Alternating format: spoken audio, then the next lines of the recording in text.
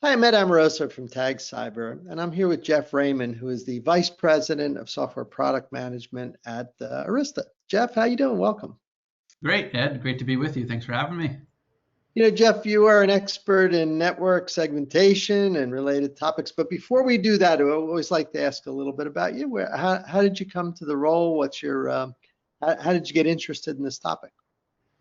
Well, I think just being in networking for 20 plus years, there's so many aspects to networking that segmentation is always one of those that kind of bubbles to the top because it ties back to security and networking and security have always been pretty closely tied together. At Arista, I've been in the product management role for over 7 years now, and we've always been looking to how we bring networking and security closer together with a lot of the different themes that we're talking about here in this session. But segmentation in particular is a way for the network to be much more relevant to the broader business security needs. It's funny, you see it turn up now in both architecture and also compliance. That's very promising. That will drive demand. I think, if you're going to do one thing in the enterprise, like if you told me I could do one thing, I think I would pick segment the network because that's really the primary access control mechanism when you're dealing with big attack campaigns. Has that kind of been your experience? Like when people segment, they probably see good results very quickly. Yeah, I think it's kind of this. It's certainly the goal. Some of the paths and the solutions to get there have been met with different challenges that I think we've, as an industry, tried to address over the years. And we can certainly talk about how Arista believes we're addressing them even better nowadays. But absolutely, in terms of the actual, direct kind of feedback loop or ROI of the segmentation technology, the network is really a great place or one of the, I'd say, cleanest places from our point of view to implement the segmentation technologies, because what you find is that every different part of the network has a different set of requirements. And sometimes we talk about, conveniently in one little not niche, but one particular use case. Like, for example, the data center, you have different applications that might need to be segmented. If you go to the campus, you have different types of devices that might need to be segmented, especially when we think about the IoT device explosion out there, let alone the users and the mobile device explosion out there. So there's different types of ways to segment, and then you apply that to cloud. And as people deploy more apps in the cloud, does segmentation policies follow, or do they have to create yet another policy or approach up there? So, but the nice thing is that the network is kind of the constant across all those different aspects. And so, independent of the various different use cases you have, the network can be hopefully a glue without having to kind of have 10 different segmentation approaches for every single type of device. You reference policies. Where do they come from? Is it about sort of the access control objectives of the company? Is that where you Typically. start when you build these policies? Yeah, that can be, it is the policies of the company and how you would express that and enforce that in the network. That's essentially what segmentation is. Sometimes those policies are built around logical groups. Like you have guests come onto the network, you have employees that come onto the network, and you have contractors that come onto the network. Those could be kind of logical groupings of people that might have different access control.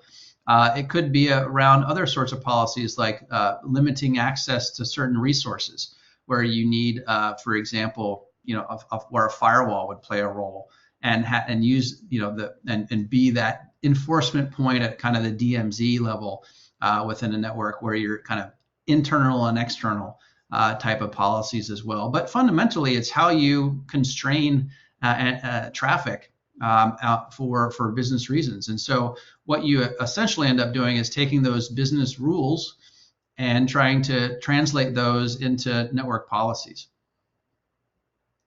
Has it been your experience that people, for the most part, are moving away from kind of inside outside, like the perimeter? We talk about deperimeterization all the time, but I find in my consulting work and in our advisory work at TAG, there's still a lot of people who are very dependent on a perimeter, and it's still Oh, there. Security, absolutely. I mean, we is it sometimes we get ahead of. Sorry. is hybrid the new model? Maybe is that we Well, should. I think that there's kind of where the history has been and then where we want to go, and it doesn't just shift overnight, right? Um, I think when you think of the traditional network traffic pattern, it was always kind of a north-south traffic pattern, right? And so when north-south being the application set up here and the client set down here, and so you kind of just controlled that flow between north and south. What we've seen, especially in the data center over the last probably even decade now, is the east-west traffic pattern is actually the more predominant traffic pattern. And so if you have this DMZ level inside a boundary, but the real traffic doesn't even flow across that boundary, you have to have new approaches. And so in particular, some of our macro segmentation technologies are designed to address that. And so that we can have kind of the same policy instantiated but enforced for east-west traffic as well as north-south traffic. And that's an interesting kind of development because of how the network has evolved, and it applies to other aspects of the network as well than just the data center. Tell us a little more about the products. I know that's your job to share the innovation you guys are putting out in the marketplace. Go ahead and tell us a little bit about the new product offerings. Yeah, sure. So basically, what we have from an Arista perspective, just to kind of baseline on our core products, when you think of the network offering, it really boils down to EOS, which is our network operating system. It's what runs all of our switches. The beauty of EOS is it's been built from the ground up to be a very proven, reliable operating system, but it also is the same exact OS that runs anywhere you run any of our switches. So you get that consistency and you reduce the number of variables that you really have to deal with in terms of running and certifying and validating so many different OSs out there. So EOS is kind of the core offering that we have. And then on top of that, we have CloudVision. CloudVision is our management plane application. And similarly, it's a consistent management plane that is multi-domain. And so you can apply it and use it whether you're using our switches in the data center, in the cloud, in the WAN, in the campus, even in containerized environments. So those are kind of the two core networking products from a software perspective that we have. And then thinking about it in the segmentation context, we have a suite of capabilities that we call macro segmentation services. I referenced this a moment ago, or MSS for short. And really what MSS is designed to do is really provide kind of the enforcement function and let CloudVision be kind of a liaison to orchestrate policy that can either be defined in CloudVision or it can be defined elsewhere, like in a firewall or a NAC identity system, and then translate that policy into enforcement at the switch level, where EOS would have a particular feature set to implement either redirection, so we can redirect traffic that's deemed interesting to a stateful firewall, for example, with one of our firewall partners, or it can do the enforcement itself in terms of being able to apply the group-based policy enforcement and either decide based on that orchestrated policy whether the traffic should be dropped at that boundary or if we allow it to proceed. So MSS is really the key. And we have MSS capabilities, as I mentioned, with firewall partner integration. So our partners like Palo Alto and Checkpoint and Fortinet. Then we have kind of more what we call MSS group segmentation, which is where we integrate with our partners like Forescout on the NAC side and others as well, like Aruba. And then we also have MSS host, which is where we would integrate the policy from the virtualized world really in the data center use case with VMware NSXT and be able to let those virtualized policies also extend to physical workloads via our integration with VMware NSX. It's pretty exciting. Now, Jeff, when people have these a bunch of third parties that are snapping in, is that in a sense just an extension of cloud, or how would you guys recommend the segmentation extend to networks that have lots of third-party suppliers, partners, that kind of thing. Pretty typical complex modern network. What do you guys recommend for those kinds of networks? Well, when you think about, at least if I'm interpreting your question right, think about in third party, the kind of the stack, if you will, like Yeah, um, that's how do you connect into the broader infrastructure stack?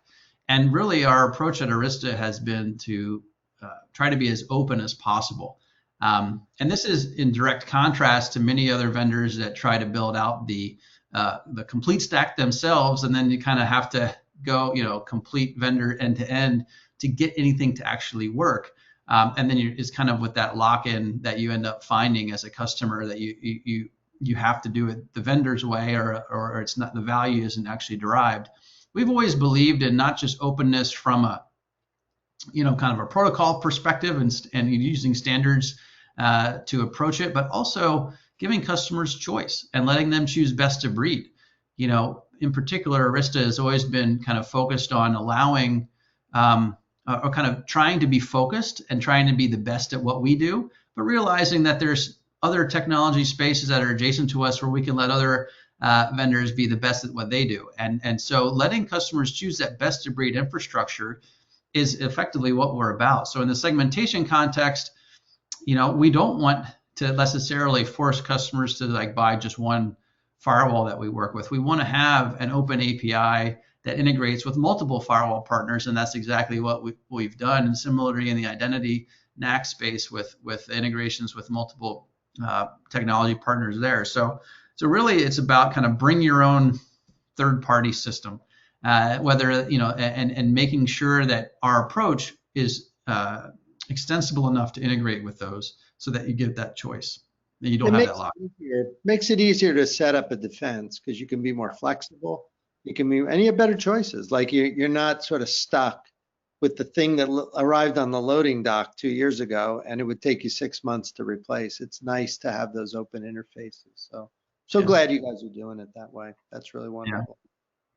Well, Jeff, I really want to thank you for spending some time. I know you got a super busy schedule. We're glad we were able to get a little window of your time today. But on behalf of everybody listening, thanks so much for sharing a lot of really useful information. All right, Ed, thank you. I appreciate your time too, and great to be with you. Great to see you, Jeff. And thanks everyone for watching.